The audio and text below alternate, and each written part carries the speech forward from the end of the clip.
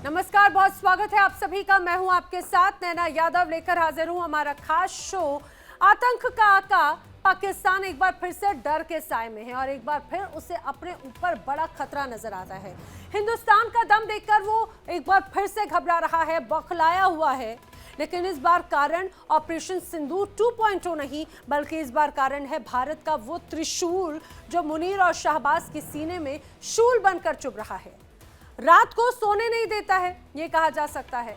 और समझिए, भारतीय सेना पाकिस्तान से सटी सीमा पर सैन्य अभ्यास कर रही है जिसका नाम है एक्सरसाइज त्रिशूल, जो हिंद के दुश्मनों के लिए शूल साबित होता है।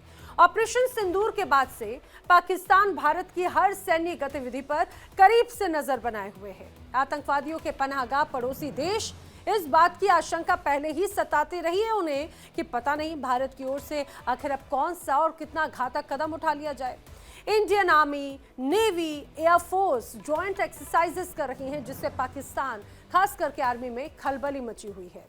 एक तरफ है तहरीक तालिबान पाकिस्तान लगातार हमले कर रहा है, दूसरी तरफ बलूच विद्रोही लगातार जख्म दे रहे हैं और अब तो भारत ने रेगिस्तान से समंदर तक जॉइंट आर्म्ड एक्सरसाइजेस शुरू कर दी। भारत के ऑपरेशन त्रिशूल से डरे पाकिस्तान ने 1 नवंबर से 30 नवंबर तक तटीय इलाकों के साथ ही जो दक्षिण एयर स्पेस है वहां के बड़े हिस्सों को भी बंद करने वाला नोटम जारी कर दिया है।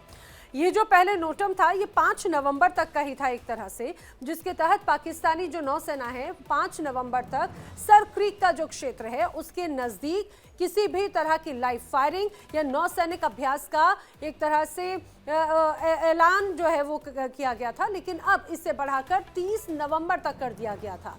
यानी 5 दिन में पाकिस्तान ने 2 बार नोटम जारी किया, जिससे उसका डर साफ नजर आता है। पाकिस्तान के DG ISPR lieutenant general Ahmed Sharif Chaudhry वो कह रहे हैं कि भाई हमें संदेह है कि भारत झूठा समुद्री अभियान चलाएगा और इसी तरह की कोशिश में है। वो कहते हैं पाकिस्तान ऐसी संभावनाओं के प्रति पूरी तरह से सतर्क है। साथ ही वो ये भी कह रहे हैं कि जरूरत पड़ने पर पाकिस्तान अपनी क्षेत्रीय सुरक्षा के लिए कार्रवाई भी करेगा। यानी वो पाकिस्तान जो अभी ऑपरेशन सिंदूर के खौफ से बाहर ही नहीं आया, भले ही उनकी तरफ से जो भी दावे किए जाते हों, लेकिन वो एक बार फिर से गीदड़ भपकी देता हुआ नजर आता है। स्थिति साफ नजर आती है। ऑपरेशन त्रिशूल से पाकिस्तान डर के साए में है, डर के मारे कांप रहा है। और भाई हो भी क्यों ना, एक्सरसाइज त्रिशूल भारत की सशस्त्र सेनाओं का एक बड़ा ट्राई सर्विसेज यानी तीनों सेनाओं का अभ्यास है। इसका पूरा नाम है tri services synergy enabling integrated operations. और समझिए, संस्कृत में इसका ध्येय मंत्र है त्रिशूलम समन्वस्य बलम, यानी कि इसका अर्थ होता है त्रिशूल यूनिटी की ताकत का प्रतीक है। अब ऑपरेशन त्रिशूल के बारे में आइए जरा समझ लीजिए। मैं आपको बताती हूँ, ऑपरेशन त्रिशूल 30 अक्टूबर 2025 से 10 नवंबर 2025 तक ये चल रहा है। 13 नवंबर तक अब ये एक्सरसाइज और भी ज्यादा एक्सटेंड हो सकती है, ऐसा बड़ा दावा किया जा रहा है। कहाँ हो रहा है समझिए, ये खासतौर से सरक्रीक इलाके में एक्सरसाइजेस हैं, यानी गुजरात और राजस्थान की बॉर्डर। अब 30 अक्टूबर 2025 से 1 नवंबर तक ये पहले चलने का था, लेकिन अब 13 नवंबर तक ये एक्सरसाइज चल सकती है और इसी वजह से डरा हुआ है पाकिस्तान। इसी वजह से पाकिस्तान की जो सेना है, पाकिस्तान के जो सेना प्रमुख हैं, उन्होंने बाकायदा नोटम जारी किया हुआ है। और ये जिस तरह से उनकी गीदड़ भपकी नजर आती है वो उनके डर को ही दर्शाती है। सर क्रीक का इलाका भी समझिए, सर क्रीक का इलाका बहुत सेंसिटिव माना जाता है भारत पाकिस्तान के लिहाज से और हमेशा से लंबे वक्त से ये विवादित इलाका रहा है। ये पूरी तरह से दलदल है जहां पर समुद्र और जमीन मिलते हैं। यहां से कराची भी नजदीक है और यहां पर भारतीय सेना, भारतीय नौसेना और भारतीय वायुसेना के कुल 20,000 से ज्यादा जवान ऑपरेशन में हिस्सा ले रहे हैं। दक्षिणी कमान इसका नेतृत्व कर रहा है। अब तीनों सेनाएं एक साथ जॉइंट ऑपरेशंस जो हैं वो अंजाम दे रही हैं। हथियार, तकनीक शेयरिंग पर खास फोकस इनका होगा। T-90 tank, Rafale fighter jet का इस्तेमाल इसमें होगा, ब्रह्मोस मिसाइल, सबमरीन शिप्स का इस्तेमाल होगा, जमीनी, समुद्री, हवाई हमलों की प्रैक्टिसेस भी रेगिस्तान और दलदल के समंदर में की जाएंगी। और ये अपने आप में बहुत महत्वपूर्ण हो जाता है। अब इस एक्सरसाइज को समझिए। ये एक्सरसाइज भारत को सिखाती है कि तीनों सेनाएं कैसे एक साथ मिलकर काम करेंगी। जैसे सेना जमीनी लड़ाई लड़े, नौसेना समुद्र में और वायुसेना हवा से हमला कर सके। सबका लक्ष्य एक है, जॉइंटनेस यानी कि एकजुटता, आत्मनिर्भरता यानी खुद पर भरोसा और इनोवेशन यानी कि एक तरह से नई तकनीक। सरल भारत की भाषा की अगर बात करें तो सेना को भविष्य के युद्धों के लिए तैयार करना है, जहां पर जमीन, समुद्र, हवा और साइबर सब एक साथ हों, जिससे पाकिस्तान पूरी तरह से डरा हुआ है। 5 दिन में 2 बार नोटिम जारी कर चुका है, किसी भी हमले का करारा जवाब देने की गीदड़ भभकी दे रहा है। आखिर ये पाकिस्तान का डर ही है। त्रिशूल ऑपरेशन कितना ज़्यादा महत्वपूर्ण है भारत के लिए भी, पाकिस्तान के लिए भी, अपने आप में ये भी बहुत महत्वपूर्ण है। जानने की कोशिश करेंगे। मेरे साथ में जो खास मेहमानों का पैनल है वो हमारे साथ में जुड़ा है चर्चा के लिए। सबसे पहले आपको बता दूं, मेरे साथ में भू राजनीतिक विश्लेषक रिटायर्ड कर्नल संजीव मलिक जी जुड़ रखे हैं। बाकी अन्य जल्दी हमारे साथ में जो तमाम खास मेहमान जुड़ेंगे उनसे भी आपको मिलवाऊंगी। बहुत स्वागत है संजीव मलिक जी आपका। सर, सबसे पहले मैं आपसे यही समझना चाह रही हूँ, ये जो ऑपरेशन त्रिशूल है वो इतना इंपॉर्टेंट है क्या कि पाकिस्तान की तरफ से 2 बार नोटम, उसके बाद में उनको गीदड़ भभकी और बार बार लोगों को आके बताना पड़ रहा है, ये उनको इतना ज्यादा डरा रहा है कि ये ऑपरेशन त्रिशूल? नैना जी, उनका डर अच्छा है। देख के अच्छा लग रहा है कि जिस तरह से वो अपनी पॉलिसी में बार बार कभी नोटाम चेंज करते हैं, कभी नया इशू करते हैं, कभी हमको वो धमकी देते हैं, कभी उनके रक्षा मंत्री आकर देते हैं, कभी उनके आर्मी चीफ की तरफ से भी कुछ निकलते हैं उनके कुछ शब्द। एनीवे, बात यह है कि जो हमारी एक्सरसाइज है वहां हम अपनी एक्सरसाइज को, अपने टैक्टिक्स को होन ऑन कर रहे हैं, उनको स्किल्ड बनाते हैं। अपनी अपनी नई डॉक्ट्रिन को, जो हमारे अंदर जो थिंक टैंक है वो अपनी डॉक्ट्रिन को हम उसको पॉलिश करते हैं। उनको ग्राउंड पर देखते हैं कि हमारे जो प्रैक्टिकल जो बनाने के, जो हमने उसको बनाया है, एसओपीज बनाई है, जब उनको ग्राउंड पर हम एक्चुअल कैरी आउट करते हैं तो क्या उनमें कुछ गैप मिलते हैं, फॉल्ट लाइंस मिलती है, तो हम उनको दुरुस्त करते हैं। ये हमारी कंट्री की बहुत ये हमारी कंट्री बहुत सभी देश अपने एक्सरसाइज में इस चीज को अप्लाई करते हैं। अब बात आती है ये सर्करिक एरिया। सर्करिक एरिया मैम, ये कोई नया विवाद नहीं है। देखा जाए सबसे पुराने विवादों में हमारे पाकिस्तान के बीच में ये एक विवाद है, और इसमें हमारे रक्षा मंत्री जी का लेटेस्ट जो वक्तव्य है उसको ध्यान में रखने की जरूरत है, क्योंकि ये लोग इसमें, इसका बड़ा सामरिक महत्व है सर्करिक का। ये लोग जहां से अपनी बाउंड्री डिफाइन करते हैं उसके कारण इनको बहुत सारा समुद्री फायदा मिलता है, जिसको इंडिया कभी लेने नहीं देगा और लेने देना भी नहीं चाहिए। अब इनके मुहसिन मुनीर साहब, मैम, जब से ऑफ सिंदूर हुआ है, ऑफ सिंदूर के बाद से देखिए, ये बात तो बिल्कुल सच है कि मुनीर बड़े बेचैन हैं। उनकी रातों की नींद भी गायब है। उनको ये समझ नहीं आ रहा कि महाभारत से टैकल करने के क्या क्या तरीके हैं। कभी वो जाके सऊदी अरब से अपनी सेफ्टी के लिए गुहार मांगता है और एक कोई संधि करता है, ठीक है, एग्रीमेंट करो, उनका प्रिविलेज है। कभी वो जाता है अमेरिका के पास, अमेरिका का अचानक ब्लू हेड बॉय बन जाता है, अमेरिका उनको अपने हिसाब से इस्तेमाल करता है और उनको एक स्कोप दे दिया जाता है कि आपकी जो बाउंड्रीज हैं काम करने की, वो ये बाउंड्रीज है, इसके अंदर अंदर काम करोगे।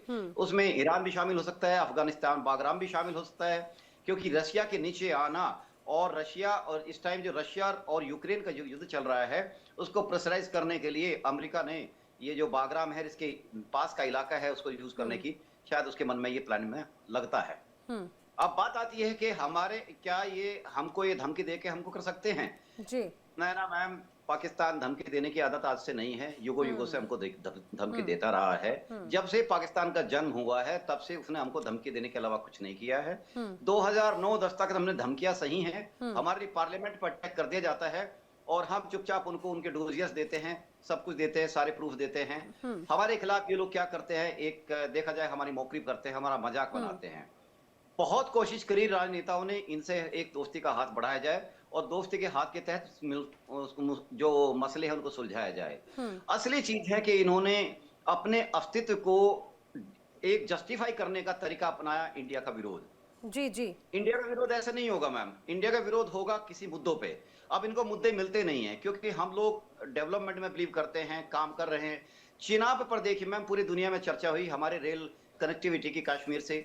आज कश्मीर के अंदर जो हमारे जो ट्रेन चलती है, जो जिनकी छतें भी ग्लास की है, लोग अपने नजारों को देखते हुए वहां पे एक टूरिज्म को हमने इतना बढ़ावा दिया है। G20 के वहां पे हमने मीटिंग कराई, उनको दिखाया कि देखिए कैसा है हमारा कश्मीर। सबने इस बात की तारीफ की। इनके जो खास हम दोस्त है सऊदी अरबिया, वो अपना पूरा इन्वेस्टमेंट लेके उधर आ गए। और उधर उन्होंने काम शुरू भी कर दिया है। अब पाकिस्तान तो हमारे खिलाफ एग्जिस्ट करे तो करे कैसे? अब सवाल होता है कट्टरता। उन्होंने अपनी आवाम के अंदर, कल कोई कह रहा था, मैं उस बात से पूरी तरह से एग्री करता हूँ, एक अमेरिका के मेहमान थी मैम, वो ये कह रहे थे पाकिस्तान को दो तरीके से देखने की जरूरत है। One is Pakistan establishment, one is Pakistan अवाम। पाकिस्तान की जो आवाम है कुछ कुछ हमारे जैसी है, वो बहुत ज्यादा इस चीज को तरजीह नहीं देती, लेकिन पाकिस्तान की जो आर्मी है उसका एग्जिस्टेंस हमारे बिना नहीं हो सकता, हमारी घृणा के खिलाफ के बिना नहीं हो सकता। उनको नफरत करना ही करना है। सर मुझे लगता है कि खासतौर से पाकिस्तान की तरफ से भी नोटम जारी करना, और कहा जा रहा है कि करीब जिस रूप में यहाँ पर अभी तस्वीर नजर आ रही है उसमें 28,000 फीट तक हवाई क्षेत्र प्रतिबंधित, उसमें एक तरह से जवाब है, और यह अभ्यास पाकिस्तान को स्पष्ट संदेश दे रहा है। मैं अब रुक करना चाह रही हूँ, मेरे साथ में दो और खास मेहमान जुड़ चुके हैं, जल्दी से अपने दर्शकों को बता दूं। Retired major doctor Ali Shah हमारे साथ में जुड़ चुके हैं रक्षा विशेषज्ञ के तौर से, और पाकिस्तान से हमारे साथ में पाकिस्तान इकोनॉमिक फोरम के अध्यक्ष हुमायूं इकबाल शमी भी हमारे साथ में है। हुमायूं इकबाल शमी, ये तो सिर्फ प्रैक्टिस है, प्रैक्टिस से किस तरह का खौफ, भारत की प्रैक्टिस से किस तरह का डर है? शुक्रिया, बहुत ज्यादा शुक्रिया आपका जी। वो एक हमारे यहाँ कहते हैं कि वो बुजुर्ग लोग कहते हैं कि रात को अगर बच्चा डर जाए ना, डर के उठ जाए, हर वक्त रात को डर के उठ जाता है, तो वो उसका मतलब है कि वो किसी चीज से डरता है। तो रात को उसको कोई ऐसी चीज नजर आती है जिससे डरता है। यही आप लोगों का हाल हुआ है कि वो रात को दिन रात पाकिस्तान पाकिस्तान, रात दिन पाकिस्तान है। जनरल आसिम मलिक है कि जनाब जनरल आसिम मुनीर ने क्या कह दिया, अब क्या हो गया, तो जनाब पाकिस्तान में नोटम हिंदुस्तान की तरफ से जारी किया गया है या फिर आसिफ मुनीर की तरफ से जारी किया गया है? इसलिए जारी करना जरूरी इसलिए है कि नोटम आपने पहले जारी किए। आप अरे हमारे यहाँ तो प्रैक्टिस चल रही है, युद्ध अभ्यास चल रहा है, ये तो रूटीन प्रैक्टिस है। नहीं, रूटीन तो पाकिस्तान की भी रूटीन प्रैक्टिस है ना। पाकिस्तान ने तो इसको कोई प्रोग्राम नहीं किया कि आपने नो टाइम क्यों जारी किया, आपने वो क्यों करेंगे प्रोग्राम कर रहे हैं। वो क्यों प्रोग्राम नहीं, करेंगे? वो तो हमने तो कोई प्रोग्राम नहीं किया इसके ऊपर नो टाइम जारी करने पे, आप कर रहे हैं। आपके हर प्रोग्राम हर रोज नो टाइम जारी कर दिया, नो टाइम जारी कर दिया। भाई रूटीन है तो रूटीन है, खत्म होगी बात। टीवी पे लाने की क्या बात है उसको? अरे लेकिन हुमायूं इकबाल शमी कुछ समय पहले जैसे ऑपरेशन या फिर ये पूरे त्रिशूल के युद्धाभ्यास की बात हुई थी, तभी आप ही की तरफ से पाकिस्तान से बैठे पत्रकार बोलते नहीं नहीं ऐसा कुछ नहीं है, हमारे यहाँ कोई नोटम जारी नहीं किया गया। मैं बोली देखिएगा कुछ समय के बाद में होगा। उसी डिबेट में डॉक्टर अली शाह भी थे और संजीव मलिक जी भी थे। लेकिन अब इस बात को तो स्वीकार कर रहे हैं ना, नोटम जारी करना, नोटम अगर जारी किया जा रहा है उसका क्या उद्देश्य होता है? आप बोले चर्चा, अरे भाई भारत की तरफ से जब यहाँ पर युद्ध अभ्यास है तो इस वजह से कहा जा रहा है कि उस क्षेत्र में कोई भी हवाई वहां पर एक तरह से कार्यक्रम नहीं होगा, कोई फ्लाइट्स नहीं उड़ेंगी, वहां पर कोई भी एयरबेस जो है वो संचालित नहीं होगा।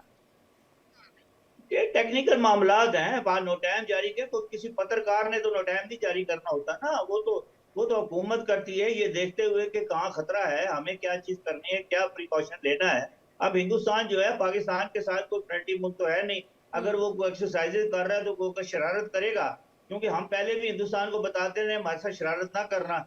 ये साहब के नए ऑपरेशन जो कलम का टीका बन गया आपके लिए ऑपरेशन सिंदूर, उसके पहले भी कहता रहा ये हरकत ना करना कोई, लेकिन आपने नहीं बात। अरे हमारे तो सिंदूर तो हमारे माथे की शान होता है हुमायूं इकबाल शमी, और किसने एक तरह से ये कहा जाए कि वो जो ऑपरेशन सिंदूर है किसके माथे का कलंक है, वो सैटेलाइट तस्वीरें बखूबी बताती है।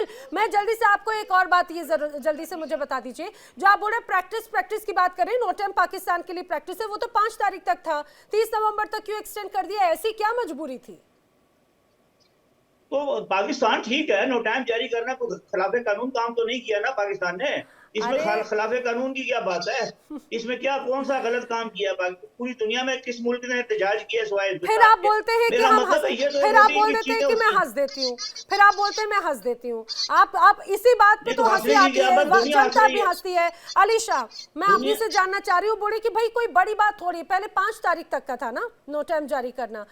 हमारे साथ में पाकिस्तान से जर्नलिस्ट सज्जाद बुखारी भी जुड़ चुके हैं, मैं उनका रुख करूँ, लेकिन अली शाह का पहले मैं रुख करना चाह रही हूँ। मुझे एक बात बताइए, आखिर ये नोटम जारी करना और वो कहा जा रहा है ये तो रूटीन प्रैक्टिस है, और रूटीन प्रैक्टिस एक्सटेंड कर दी गई है। जी नैना जी, बड़ा अच्छा सवाल है आपका और शुक्रिया, आपने आपने हमें दावत दी और आपने इन पाकिस्तानी पैनलिस्ट को भी दावत दी आपने, तो बड़ी इज्जत एहतराम से मैं कहना चाहूंगा भाई, मैं फैक्ट्स के तहत ही बात करूंगा, ठीक है। अगर आपको लगता है कि मैं कुछ बोल रहा हूं वो फैक्चुअल नहीं है, तो आप बीच में इंटरप्ट कर सकते हैं, मेरी तरफ से छूट है आपको, लेकिन बेमतलब में, बेफालतू में आप ऐसे मत करेगा।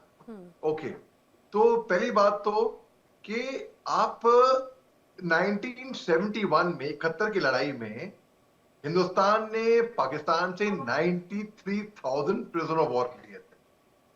आपने 54 प्रिजनर ऑफ वॉर लिए हमारे से। वो आज तक हमें मालूम नहीं पड़ा कहां पर हैं वो, लुटाए नहीं लुटाए, क्या करा आपने, क्या हमें मालूम नहीं है। तो पहली बात तो ये। दूसरी बात, 99 में कारगिल में आपके कितने सैनिक हमने मारे, आपके देश ने उनको पहचानने से भी इनकार कर दिया। आपने कहा नहीं, ये हमारे सैनिक नहीं है, हमें वापस नहीं चाहिए, जो करना है आप करिए। तीसरी बात, ऑपरेशन सिंदूर 22 अप्रैल को, चलिए 16 अप्रैल को आपके फील्ड मार्शल आसिम मुनीर एक बहुत ही घटिया बयान देते हैं, ठीक है। कहते हैं हिंदू और मुसलमान साथ में नहीं रह सकते, ये वो टू नेशन थियरी की बात करते हैं। 22 अप्रैल को पहलगाम में एक कायराना हमला हो जाता है, डरपोक हमला, उग्रवादी आतंकवादी आगे करते हैं। हमने चलाया ऑपरेशन सिंदूर। हमने 2 हफ्ते तक हम चुप बैठे, हमने कुछ नहीं बोला, हमने बस घूर के बस देखा। घूरने पे आप लोग इतने डर गए, आपके मिनिस्टर फोन पे बोल रहे हैं अगर हिंदुस्तान हमला कर देगा तो मैं दुम दबा के यूके भाग जाऊंगा। बिलावल भुट्टो जरदारी, क्या नाम है, बिलावल भुट्टो, जो भी जरदारी नहीं, जरदारी तो नहीं, क्या नाम है, जो भी नाम होगा उनका, बिलावल भुट्टो बोलते हैं या तो खून बहेगा या तो पानी बहेगा, ठीक है। और अपने अगले दिन अपने परिवार को रवाना कर देते हैं कनाडा 9/11, ठीक है। अब इसके अलावा फील्ड मार्शल आसिम मुनीर साहब टैंक में खड़े होते हुए दिखते हैं। आपने कभी देखा है टैंक पे, sir have you ever seen on a tank 4 stars, 4 star लगा रखे हैं टैंक के ऊपर, ये गौर करने की वाली बात है। स्टाफ कार में देखे हैं, गाड़ी में देखे हैं, भाई टैंक के ऊपर 4 स्टार लगिए, ये मस्करा पन्नी नहीं है तो क्या है भैया, हंसी आएगी नहीं आएगी? अगर हम हंसेंगे इस बात पे, फिर आप बोलते हो पाकिस्तानियों पे हंसते हैं, आप काम ही ऐसे करते हो। अच्छा, तीसरी एक और बात नैना जी, ये बड़ी अहम बात है, 2 दिन पहले आपके ही प्रोग्राम में हमारे साहब जो है ये आए थे, ये भगोड़ा होने को तैयार हो गए थे शो पे से, आप थी वहां पे उस टाइम पे, और एक तो भगोड़ा हो गया था, दूसरा भगोड़ा होने की तैयारी में था बिल्कुल, मैं जाऊं, मैं भाग जाऊंगा। अरे देखिए, पीठ दिखाना कभी हिंदुस्तानी को सिखाया नहीं है, ना में आता है पीठ दिखाना। आपने बोला मैं जाऊं, मैं भाग जाऊंगा यहाँ से, मैं भाग जाऊंगा, ये हो जाऊंगा, वो हो जाऊंगा।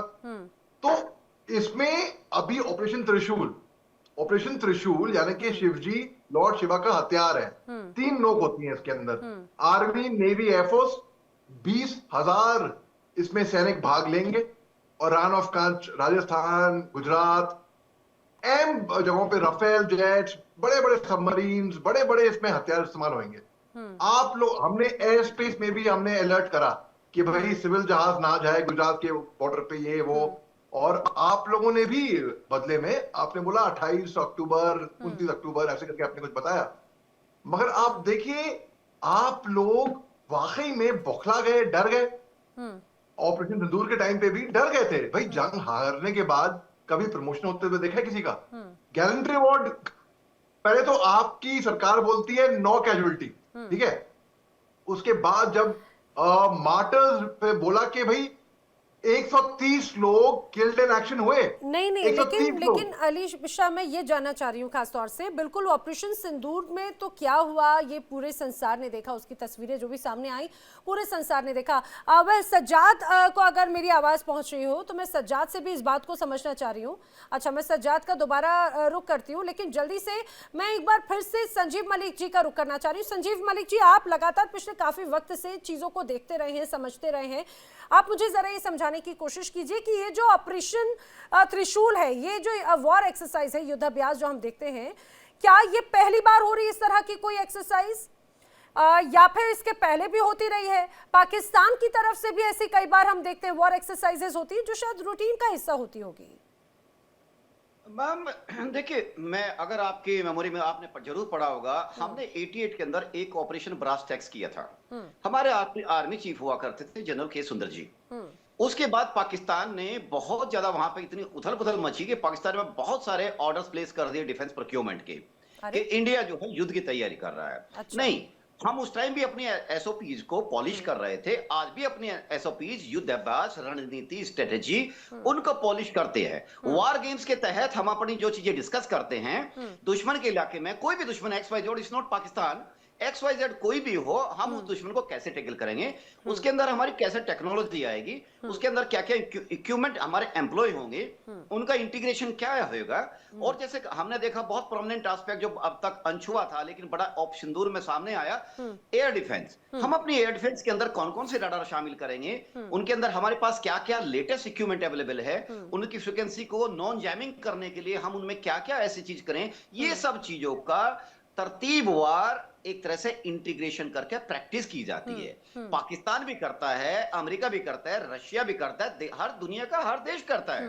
अगर आप अपने जवान को, अपनी फौज को, फौज का मतलब है ऑल ट्राई सर्विसेज, आप अपनी डिफेंस फोर्सेस को, आप अपने इक्विपमेंट को नहीं टेस्ट करेंगे और उनको प्रैक्टिस में नहीं डालेंगे, जो कि मैन बिहाइंड द मशीन का जो एक कॉपरेशन होता है, इंटीग्रेशन होता है, अगर वो नहीं करेंगे तो हमारा वक्त आने पे हमारे ऑपरेशन में रिलायबिलिटी का इश्यू आ सकता है।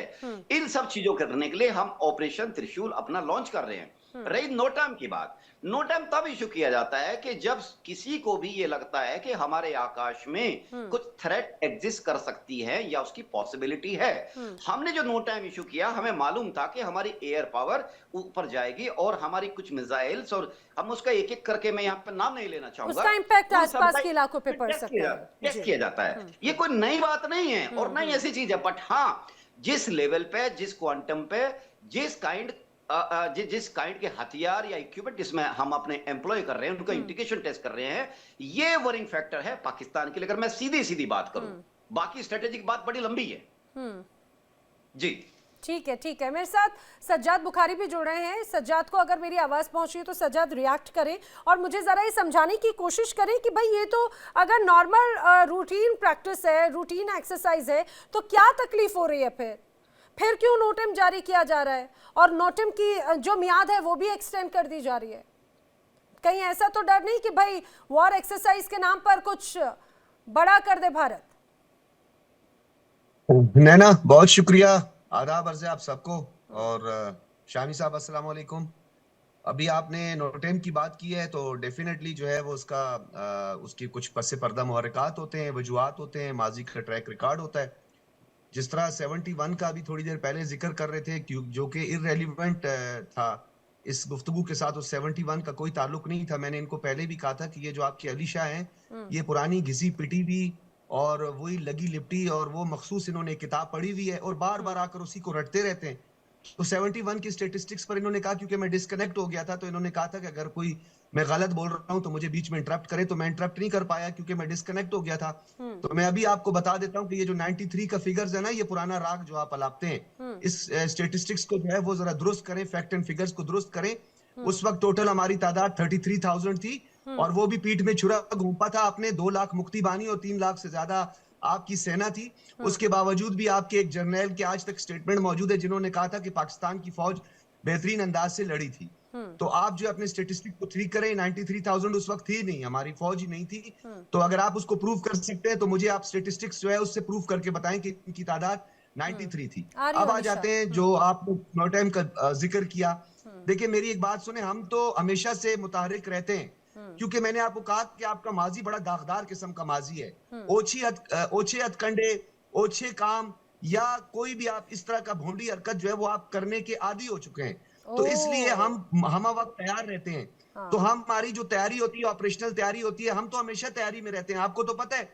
तो इस वजह से हमें पता है कि आप कोई ना कोई ऐसी भोंडी हरकत कर सकते हैं और हम अपनी एहतियाती तदाबीर एज ए वैक्सीन के तौर पर जो है वो हम इस्तेमाल करते हैं, क्योंकि आप कर तो कुछ भी नहीं सकेंगे, ये हमें पता है। आपने फॉल्स आप डिसाइड कर लो सज्जाद, कर सकते हैं, नहीं कर सकेंगे, करते हैं और नहीं कर पाएंगे, आप डिसाइड कर लो।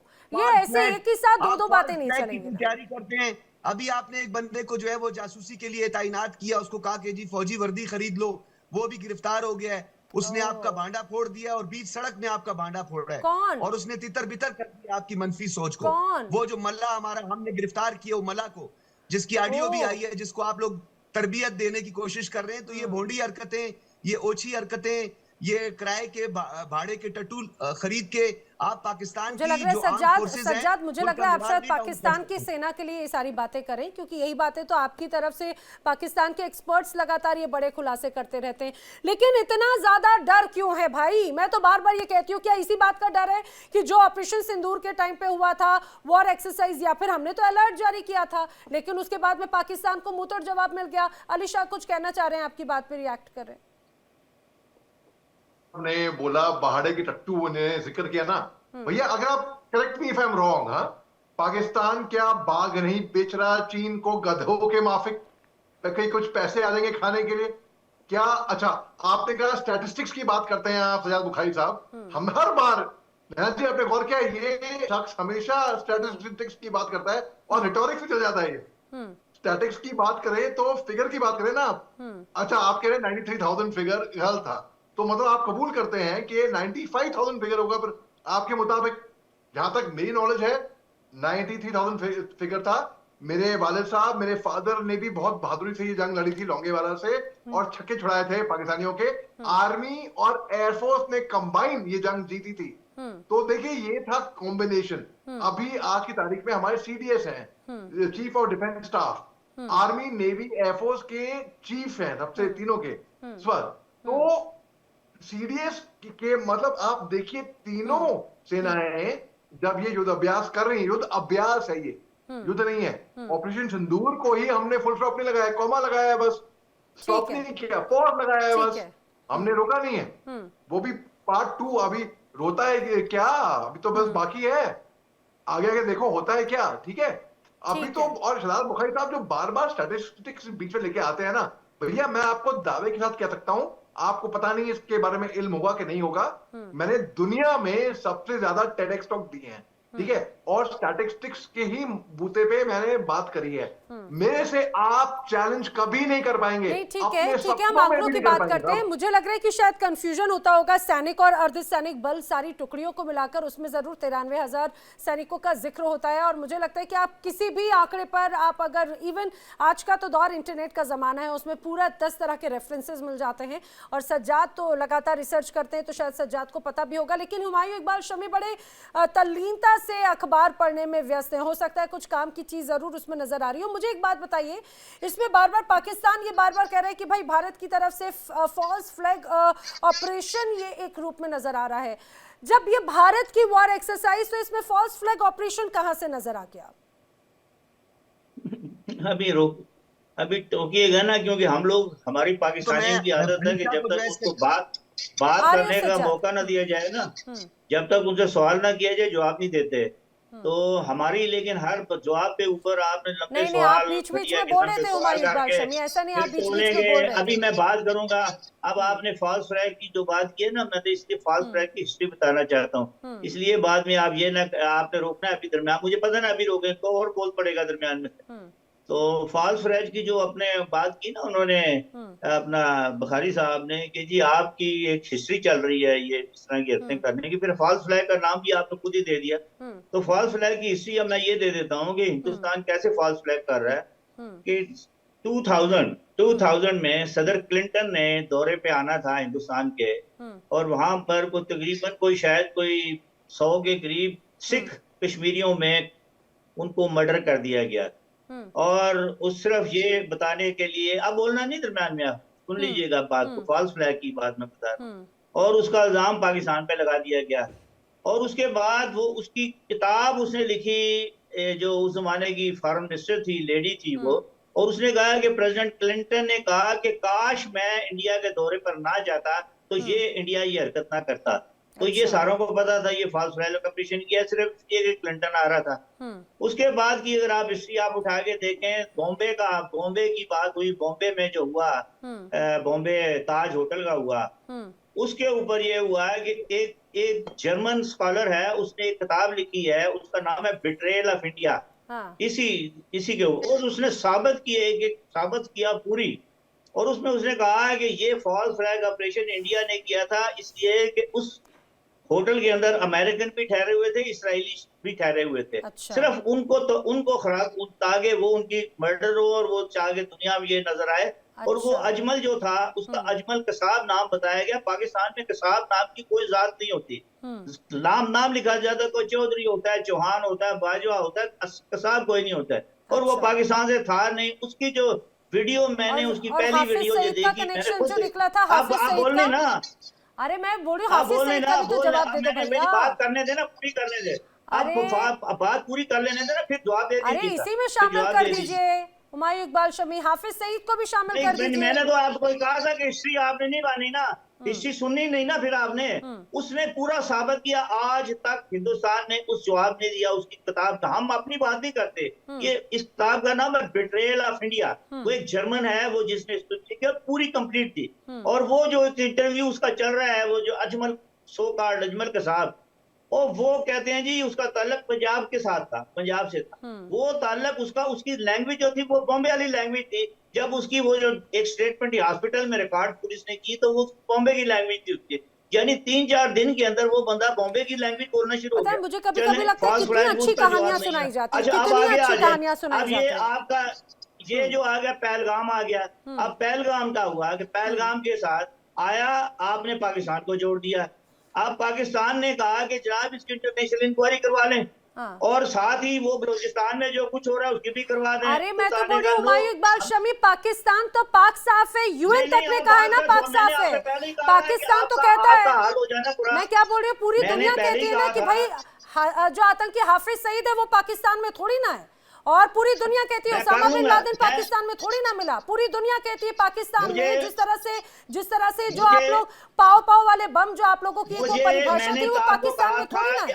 पाकिस्तान तो बहुत ही ज्यादा समृद्ध देश है, पाकिस्तान की तो आवाम बहुत ज्यादा समृद्ध है। वहां पे आतंकिस्तान का तो आ तक नहीं पता, लोग जानते भी नहीं। कितने इनोसेंट हैं आप, कितने इनोसेंट हैं। दरअसल आप जो बार बार फॉल्स फ्लैग की बात कर रहे थे, मैं आपको बताती हूँ, यही वो ऐसी बातें होती हैं जो आप बरगलाते हैं अपनी जनता को, आप जनता को बरगला देते हैं। और आपने नोटम जारी करके भी शायद यही आप कह रहे हैं कि आपके यहाँ चर्चा नहीं, क्यों होगी चर्चा? भाई आप लोग तो हमेशा आक्रामक रहते हैं, आपके यहाँ क्यों चर्चा होगी? इस तरह की तो ऑपरेशंस को आपको अंजाम देने की आदत है। इसीलिए मैंने कहा था कि आप दरमियान में मेरी थोड़ी सी बात सुन लीजिएगा, आपने बोलना जरूर है। अरे हुमायूं इकबाल शमी, पूरी बात सुनिए, लेकिन आप हर बार मिसफैक्ट करते हो, प्लीज। आप लोग ये काम, आप लोगों का मकारियत आपके कुड़ भरी हुई है। हाँ, वो दिखती है, पूरे संसार जानता है, मकारियत भरी हुई है आप लोगों के अंदर, पूरा संसार जानता है। जरा आप अपने घर का हाल देखिएगा, आपके जो यहाँ के जो सेना है वो क्या आपके यहाँ संशोधन करवाने वाली आर्टिकल 27 है, आई गेस, जो भी हो, जरा देखिए क्या हो रहा है वहाँ पे। अब आपने उधर चल पड़े हैं, अब आप बात सुन लें। अब बात मेरी बात आप कह रहे हैं ना कि हमारी आदत है, मैं बोल रही हूँ आपकी क्या आदत है, ये जरा आप वो देखिएगा, जरा अपने गिरमा में झांक कर देखिए। अलीशा वही सुनिए, ये हमेशा बात जब फैक्ट्स की होती है तो कई बार फैक्ट्स तो ठीक है, लेकिन जो इसके साथ में जो मिसफैक्ट्स लगा कर उन चीजों को कवर करने की कोशिश होती है ना। मुझे एक बात बताइए, बार बार इस तरह से नोटम जारी करना, इसके जरिए क्या लोगों को भी एक तरह से मुख्य मुद्दों से ध्यान भटकाने की कोशिश होती है पाकिस्तान की सरकार? मैं जा रहा हूँ, मैं भी जाऊं, आपकी आदत है हुमायूं इकबाल शमी, आपकी आदत है, जब भी आपको कुछ क्रॉस करो आप हमेशा चले जाते हैं। As you wish, if you want to go आप जा सकते हैं, मैं आपको नहीं रोकूंगी। आपके हर दूसरे दिन आपका यही रहता है, प्लीज आप चले जाइए, आपका हर दूसरे दिन ये रहता है। आपसे क्रॉस क्वेश्चन करो, आपसे फैक्ट को अगर आपको मिस फैक्ट अगर आप पेश करें, आपको टोक दो, तो आपको इतनी ज्यादा मिर्ची लग जाती है कि क्या बताया जाए।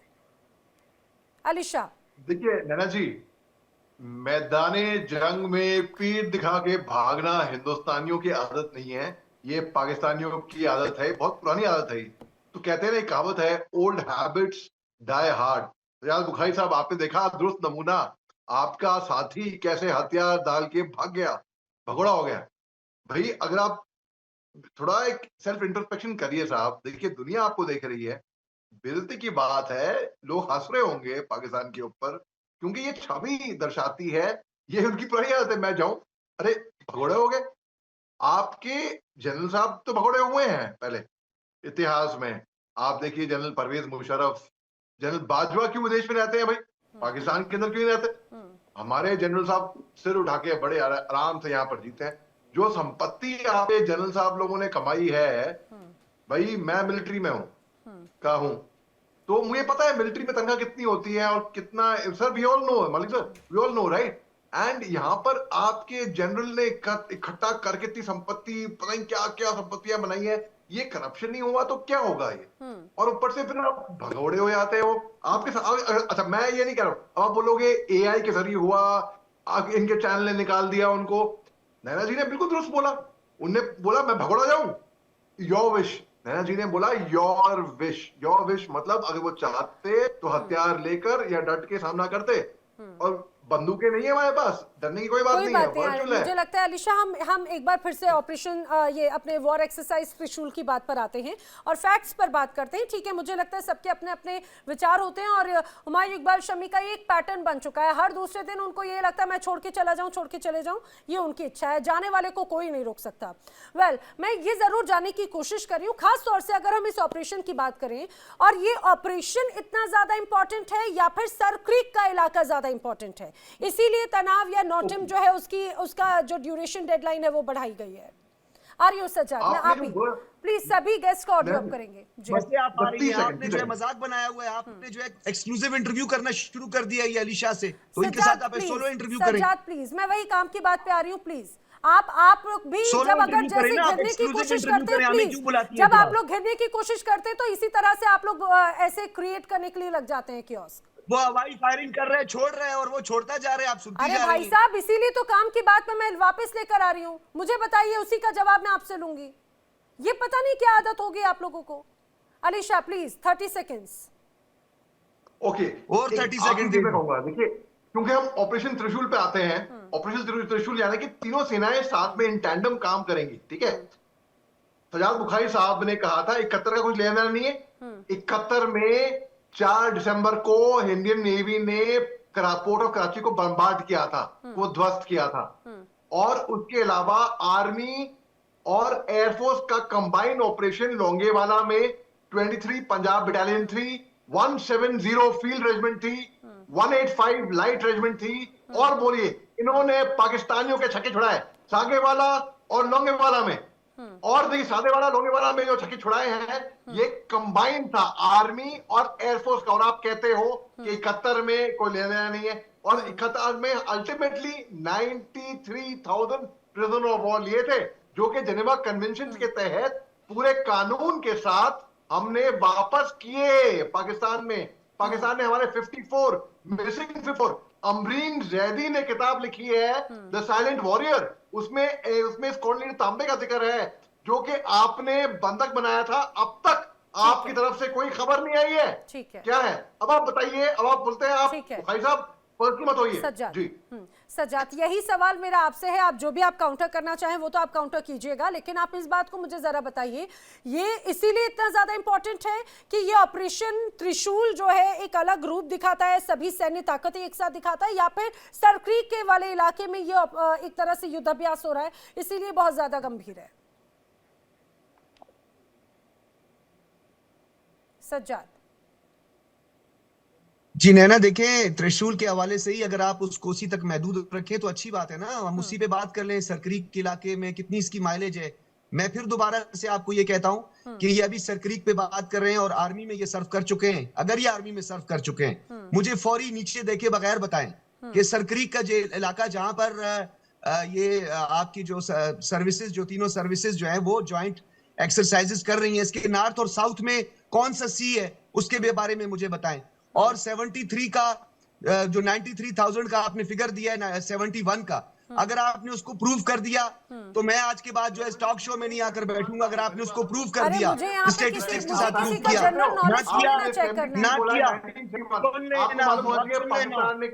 सुन लेना, हारी है जितनी भी जंगें सब हारी हैं। सुन लें, सुन ले, मुझे पता है वो आपका आदत है, वो मुझे बहुत अच्छी तरह पता है, और मुझे ये भी अच्छी तरह पता है कि अगर आप इसको प्रूव ना कर सके तो फिर मैं आपको गैरत की कुछ कैप्सूल भिजवा दूंगा, ना हुआ तो इंजेक्शन भी लगा दूंगा, क्योंकि मुझे गैरत नाम की कोई चीज तो आपके अंदर नजर नहीं आ रही है। हवाई फायरिंग पे आपका गुजारा है, सिर्फ जो है वो गैस का इखराज ही जारी है, और कोई रत्ती बराबर भी आपके पास स्टेटिस्टिक्स नहीं है। सज्जाद, और जो भी आप फास्ट दवाइयां ट्रैक की भेजने जहां का तक बोल बात रहे हैं, की, भेजने में आप बड़ा मुझे महंगा बताएं पड़ेगा। क्या मुझे लग रहा है वो जरा आप अपने पाकिस्तान में ही वहाँ के जो तमाम आतंकी हैं या फिर वहाँ के जो भी आप जिन्हें सरपरस्त मानते हैं उन्हें जरूर दीजिएगा। सुन ले ना, गधों की भी बात का जवाब मुझे दो, तो ना, लग रहा सारी था कि बातों का आप जवाब मुझे देता लग रहा हूं था मैं। कि आप तो डॉक्टरेट वाले डॉक्टर, आप डॉक्टर हैं, पीएचडी वाले, लेकिन मुझे नहीं पता था कि आप इंजेक्शन लगाने वाले डॉक्टर भी हैं। बताइए। बस नैना, अगर ये सवाल जो है ना ये मुझसे अलीशा करता तो मैं इसको ये जवाब जरूर देता कि आपको कौन सी बीमारी है, आप बताएं, वही इंजेक्शन लगा दूंगा। खैर ये सवाल आपने किया है देशभक्ति तो की मैं समझता हूँ नहीं, वो जरूरत है, क्योंकि मुझे लग रहा है कि इनको हार्मोनल इनको करारा जवाब जी जवाब दे रहा हूँ। आपने गधों का कहा था ना, गधे, तो गधे हम एक्सपोर्ट करते हैं, इंपोर्ट नहीं करते, और आप सबसे ज्यादा गधों के इंपोर्टर हो, और आप सुबह शाम जो है आपका ये खुराक भी यही है। मुझे लग रहा है ये आप गधे की यखनी पी रहे हैं। मुझे अगर गधे की यखनी ना पी रहे होते तो सही स्टेटिस्टिक्स पे आप बात करते। आप मुझे पुलवामा का बताएं, आपका एक एंकर और आपका डीजेपी जो है उसमें एक्सपोज हुए थे, जिसकी व्हाट्सएप चैट पकड़ी गई थी। पता है नहीं है, भी आकर जो है हवाई फायरिंग कर देते हो। पता नहीं कहाँ आज पे अगर क्या आपने सज्जाद 93 को प्रूव नहीं किया, 93 को प्रूव नहीं किया तो आज की बात गैरत है, शो में मत आके बैठना। मुझे एक बात अगर बताइए, 93 को सुनिए, प्रूव सुनिए, नहीं मेरे किया, पास में वैसे ही बहुत 93,000 हमारे सेनाओं को प्रूव न किया, तो फिर उसके बाद आज की बात शो में आके मत बैठना। मैं चैलेंज कर रहा हूं मेजर शाह और 93,000 को। सज्जाद बुखारी, आपके साथ में एक और बड़े वरना तुम सीनियर दबा के पैनलिस्ट भागो हैं, यहाँ से। पद में भी आप सबसे, उम्र में भी एक अच्छा अनुभव रखने वाले कर्नल संजीव मलिक जी, जरा उन्हीं का ही लिहाज कर लीजिए। संजीव मलिक जी, आप ही का रुख करते हुए आप कुछ कह रहे थे, पहले आप वो बात बता दीजिए। फिर मेरा यही सवाल कि आखिर ये इतना इंपॉर्टेंट क्यों है, इतनी बहस क्यों है, इतना तनाव क्यों पाकिस्तान में नजर आता है, सरक्री की वजह से या ऑपरेशन त्रिशूल की वजह से? गला खुश्क हो गया तुम्हारा, पता है मुझे, सांस भी रुक रही है। सज्जाद भाई मेरी बात सुनिए। आप पत्रकार हो, और अगर आप थोड़ा सा लेवल मेंटेन करोगे तो डिस्कशन का लेवल अच्छा होगा, और आप भी हमसे कुछ सीख से जाएंगे, हो सकता है हम भी आपसे दो चीजें सीखें। सुनिए बात को, अलीशा को भी समझा दें, अलीशा को भी समझा दें, बाजू में ही है आपके। देखो, तो वो फैक्ट, अलीशा जो फैक्ट बता रहे थे आप उनका सुन लेते तो इतना बुरा नहीं लगता, क्योंकि एक फैक्ट, देखिए मेरी बात सुनिए मैम, मैं आगे बढ़ूं ऑपरेशन त्रिशूल पे, मैं दो तीन चीजें कहता हूँ मैम। जब भी कभी ना युद्ध में जब सरेंडर्स होते हैं ना, वो इंटरनेशनल ट्रीटी के अंदर होते हैं। इंटरनेशनल ट्रीटी जेनेवा कन्वेंशन के तहत सरेंडर हुआ था। उसकी पूरी रिपोर्ट एक एक आदमी का नाम के साथ, पते के साथ, आईडी कार्ड के साथ, वेपन नंबर के साथ, उसकी पूरी डिटेल जेनेवा को भेजी गई थी। यानी हाँ जी मैम, जेनेवा कन्वेंशन के अंदर इसके तहत वहां की पाकिस्तान की जो पूरी डिटेल है, उसमें पूरी जो वहां का जो वॉर म्यूजियम है बांग्लादेश का, वहां के अंदर उसकी कॉपी मौजूद है। हमारे यहाँ फोर्ट विलियम कलकत्ता में उसकी पूरी एक कॉपी मौजूद है, जिसके अंदर नाम, पते, एनओ के तक का नाम है, एनओ ना नेक्स्ट ऑफ किन, कि इनके शादी अगर अकेला है तो उसका माँ बाप का नाम, और अगर शादीशुदा है तो पत्नी का नाम, वो सारी डिटेल विद आई कार्ड, सारी कॉपी मौजूद है, अवेलेबल है। ये कभी हमारे मेहमान बन के आए तो हम इनको लेके जाएंगे विद परमिशन। अब आता हूँ ऑपरेशन त्रिशूल में। मैम ये ऑपरेशन त्रिशूल इतना क्यों इसका हवा बना हुआ पाकिस्तान में, इसको समझ मैं तीन पॉइंट दूंगा मोटे मोटे। मैम इसमें वो डॉक्ट्रिन का टेस्ट हो रहा है, जो डॉक्ट्रिन बदले हुए सिनेरियो में एक आज की आवश्यकता हो गई है। ऑफ सिंदूर ही नहीं मैम, इससे पहले भी देखिए, आज युद्ध का जो है ना, ये एक मैकेनिज्म चेंज हुआ है, फिलॉसफी चेंज हुई है, इक्विपमेंट चेंज हुए हैं। इसके अंदर जो हमारे जो साइबर वारफेयर इंक्लूड हुआ है, एयर डिफेंस का इतना महत्व हो गया है, उसके अंदर तरह तरह की इंटीग्रेशन, जिसको हम कहते हैं CCCCI, command control centre and the integration of AI के आने से आज आपको डिसीजन मेकिंग पावर बड़ी फास्ट हो गई है। और वो कितनी फास्ट हुई है, उससे हम कैसे अपना डिसीजन तुरंत दे सकते हैं। इवन इफ अगर मशीन को अपना डिसीजन लेना हो तो किस लेवल पे, किस डिग्री ऑफ डिफिकल्टी को हम फेस कर रहे हैं या करेंगे, उन सबको दुरुस्त किया जाता है, उन सबको रिमूव किया जाता है। अभी देखिए पाकिस्तान के पास, देखिए पाकिस्तान से अब आप एक पॉइंट को छोड़ दिए, मेरे पाकिस्तान मेहमान से मैं कहता हूं, अगर आप इंडिया के खिलाफ टेररिज्म छोड़ देंगे तो इंडिया के साथ आपकी खास दुश्मनी नहीं बचती है। लेकिन रूट कॉज है मेरे भाई, आपकी आर्मी इसको नहीं होने देगी। जब जब आपके लोगों ने भारत से दोस्ती बढ़ाने की कोशिश की या वहां के जिस जिस प्रधानमंत्री ने एक अच्छा जेस्चर देने की कोशिश की उसको टॉपल अप कर दिया या फांसी पर चढ़ा दिया गया। आपके यहाँ पे नहीं गुजारा है आपकी आर्मी का कि वो इंडिया के खिलाफ जहर ना उगले, वो जहर उगलना उसकी मजबूरी है। और आप लोग जो है, ठीक है, मैं ये नहीं कहता, आप अपने पाकिस्तान हैं, वहां के बाशिंदे हो, आपको अपने देश का फेवर जरूर करना चाहिए वहां के फेवर, लेकिन ऐसा नहीं हमें अंधा होना चाहिए कि हम फैक्ट्स को आज के छोटे से वर्ल्ड में, छोटा सा कहता हूं, जब मैं कहता हूं ना सोशल मीडिया और जो साइबर है, आज के दिन में हम बहुत छोटी सी सिमट के हो गए हैं। आपकी इंफॉर्मेशन मेरे तक बहुत जल्दी पहुंच रही है, मेरी इंफॉर्मेशन आपके पास तक बहुत जल्दी पहुंच रही है। और मुझे लग रहा है संजीव जी, खासतौर से जो ऑपरेशन त्रिशूल है, इसमें सिर्फ यही शक्तियां नहीं है, इसमें साइबर शक्तियां या फिर अपनी तमाम कैपेबिलिटीज को भी और भी ज्यादा जांचा परखा और शार्प किया जा रहा है, क्योंकि आज का जो वक्त है वो वॉर भी इसी रूप में होगी। जी एक पॉइंट मैम, हाँ, फिर मैं 2 दिन पहले हमने अपना सबसे हैवीएस्ट सैटेलाइट भेजा है। उसका पर्पल पूरी दुनिया को मालूम है कि वो हमने अपना पूरा अरब सागर, हिंद महासागर के ऊपर अपने नेवी के लिए ऑलमोस्ट डेडिकेट किया है, not only military purpose, almost civil purpose. और ऐसे में जब नेवी का, अगर मैं नेवी की बात करूं, नेवी अपने जो स्किल्स है उनको होन कर रही होगी टू इंटीग्रेट द फ्रीक्वेंसी और अपनी फ्रीक्वेंसी को कैसे बचाया कि दुश्मन हमारे सिस्टम के अंदर पेनिट्रेट ना कर सके। ये सब चीजें चल रही हैं। ठीक है सर, और ये इसीलिए कि कहा जाता है कि आने वाला जो वॉर फ्रंट है वो साइबर के रूप में भी बहुत ज्यादा गंभीर होगा। वो भी हमने पिछले कुछ वक्त में कई मौकों पर देखा। सज्जाद कुछ कह रहे थे। सज्जाद देखिए नैना, मेरे भाई देखिए जिस तरह बात करें तो डेफिनेटली मैं जिस तरह वो मौज़िब जुबान का इस्तेमाल करेंगे, उन्होंने बिल्कुल फैक्ट्स पे बात रखी है, तो मैं उनको उसी पे रिस्पॉन्ड करूंगा। देखिए आपने 93,000 के फिगर्स की बात की, 71 की, तो मैं आपको अगेन जो है चैलेंज करता हूं, आपके पूरे पैनलिस्ट को चैलेंज करता हूं कि अंधे ने बांटी रेवड़ियां आपस में देखा किसने? आप बताएं वो 93,000 को प्रूव आप कैसे करेंगे? यानी मुझे उसके लिए हिंदुस्तान आना पड़ेगा, फिर आप मुझे लेके जाएंगे। इट मींस ये कि ये भी सारे का सारा फेक है। और ये जो आपकी सैटेलाइट है, तो पिछली सैटेलाइट का भी बता दें, जो हमारी सैटेलाइट के बाद आपने लॉन्च की थी 570 किलोमीटर की, जो दूसरे फेज में ही जाकर उसने अपना रुख ही मोड़ दिया था, उसकी फ्रीक्वेंसी का ही पता नहीं चढ़ा था, फिर आपने उसको फिजा में ही ब्लास्ट कर दिया था, फिर आपके जहाज के पुर्जे गिर रहे थे। आपको भी बिल्कुल डिफेंड करना चाहिए अपने हिंदुस्तान को, लेकिन नरेंद्र मोदी से भी तो जाकर पूछें कि आप अपनी डर्टी पॉलिटिक्स के लिए जो है हमारी ये 30,000 से ज्यादा सेना को क्यों सूली पे चढ़ा रहे हैं? क्यों आप सिंदूर और सिंदूर 2 के जो है काम कर रहे हैं? आप मुझे एक बात बताएं, आपको जितना नुकसान हुआ है, सुनिए। अच्छा ठीक है, आप ही बोल लीजिए, मैं क्या बोलूं? ठीक है अलीशा, बोलिए आप। मैं कंप्लीट कर लूं ना, आप फिर उसके बाद ठीक है, पहले पूरा करने दें सज्जाद को, पहले पूरा कर लेने देते हैं मेजर अलीशा, पहले पूरा कर लेने देते हैं जी। मुझे कंप्लीट कर लेने देना, मुझे पता है पेट में बड़े मरोड़ परेशान को तो मैंने पेट में मरोड़ पड़ने, जवाब आपके पास नहीं है अलीशा, जवाब आपके पास नहीं है, आपने हवाई फायरिंग ही करनी है। मेरी बात सिर्फ सुन ले, मुकम्मल होने दे मेरी बात। बोलिए मेरी बात मुकम्मल होने। अरे बोलिए ना सज्जाद। मेजर अलीशा रुकिए, बात पूरी हो जाने दीजिए। प्यार से बात करो मेरी जान, प्यार से बात कर रहा हूँ यार, हाँ, प्यार से कर रहा हूँ। अब दूर वरना जादू की जप्पी भी मार देता है यार। सुन तो लो यार, हंसाओ मत लोगों को यार। इतनी प्यारी अलीशा है यार, यही खूबसूरती है। देखिए मुझे कितना अच्छा लग रहा है, अभी कुछ देर पहले फाइट कर रहे थे और अब आप जादू की जप्पी देने की बात कर रहे हैं सज्जाद, डॉक्टर अलीशा को। चलिए बड़ी अच्छी बात है, बात पूरी कीजिए प्लीज थोड़ा जल्दी। ओके अलीशा रुकिए ना प्लीज, मैं सज्जाद की बात पूरी सुन लूं, फिर मैं आपको पूरा टाइम दूंगी काउंटर का। सुन तो लो यार, ये शख्स जो है ना कभी भी मुद्दे की बात होने नहीं देता है, ये हमेशा घुमा फिरा के मुद्दे को घुमा देता है, क्योंकि इसको फैक्ट्स नहीं पता नहीं डॉक्टरेट भी कहां जरूर पता नहीं। सुनिए देखिए, मैं बता दूं कि अब हम अपनी चर्चा के आखिरी के 2 मिनट की तरफ है।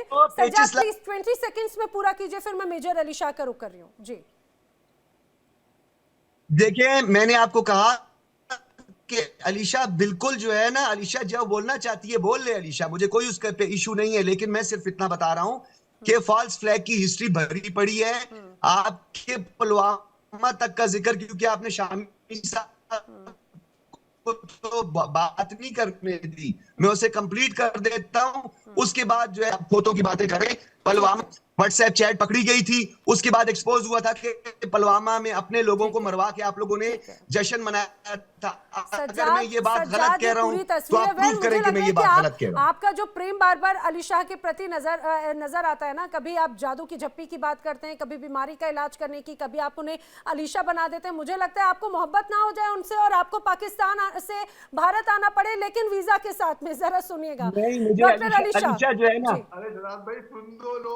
अलीशा मुझे वैसे अच्छी लगती है, तो ये थोड़ा अलीशा जल्दी, मुझे अच्छी लगने लगी है। थोड़ा जल्दी अलीशा। अरे ये जोकर बंदी छोड़ो यार, यहाँ पे मेजर ये serious discussion चल रहा है प्लीज यहाँ वाइंड पर। अप करना है जल्दी आपने please। बहुत report प्यारी है, किया बस कि कपड़े मर्दों वाले 93,000 पहने हुए। का आंकड़ा नहीं था। कपड़े सिर्फ आपने मर्दों वाले report पहने किया ना, ये मैं ऑपरेशन त्रिशूल से कनेक्ट बात कर रहा हूँ। बाय द वे आपने रिपोर्ट किया, ये पाकिस्तान अनाड़ी के हो साइंस भाई, डॉक्यूमेंट आपको कुछ अरे पता सुन नहीं है। तो आप लो जाकर जो है यार। कोई और कारोबार करो यार। वेल कोई देखिए, चाय मुझे लगता है कि चाय की यही कोई बात हो दुकान जाती है, ये खोल लो यार। पर्सनल अटैक्स प्लीज नहीं। मैं थोड़ा सा लाइटर मूवमेंट क्रिएट करने की कोशिश करी थी, लेकिन आप लोग उसे अलग दिशा में लेकर चले जाते हैं। लेकिन मिस फैक्ट्स होते हैं, इसमें कोई शक नहीं। हुमायूं इकबाल शमी भी इसी तरह से मतलब क्लिंटन के दौरे को लेकर तमाम बातें कर रहे थे, और उसी बात को लेकर कई रिपोर्ट्स भी सामने आई थी, किस तरह से पाकिस्तान की तरफ से कश्मीर का मुद्दा अमेरिका के सामने लाने की कोशिश थी, और इस तरह से बड़ा नरसंहार किया गया था और उस मामले ने ओवरशैडो किया। लेकिन क्लिंटन ने खुद इस पूरे मामले की निंदा की, पाकिस्तान की निंदा की थी। वेल अभी ऑपरेशन सिंदूर के बाद में ऑपरेशन त्रिशूल कहीं ना कहीं पाकिस्तान की चिंता बढ़ाता है। आप सभी मेरे साथ इस चर्चा में शामिल हुए, आप सभी का बहुत बहुत धन्यवाद।